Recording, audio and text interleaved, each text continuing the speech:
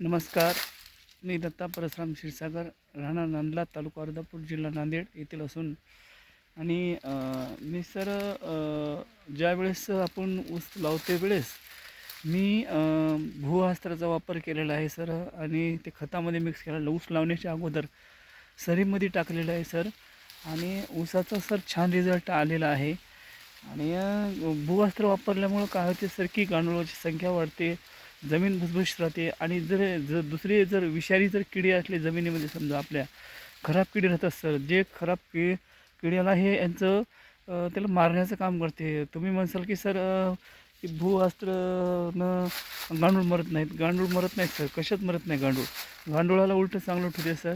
आणि ऊसाचा sir result आहे तुमच्यासमोर, डोळ्यासमोर सर. आणि मी ऊसाला इंडिया ॲग्रोचे आपले प्रोडक्ट वापरले आहे सर. तुम्हाला सर मी माझ्या ऊसाचा रिझल्ट दाखवतो सर. आणि कांडे मोपून दाखवतो सर.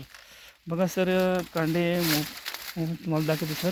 बघा, एक बुडापासून बघा सर, 1 2 3 4 5 6 7 8 9 10 11 12 13 14 15 16 17 18 19 20 21 22 23 24 25 26 27 28 29 30 कांडे आलेले सर.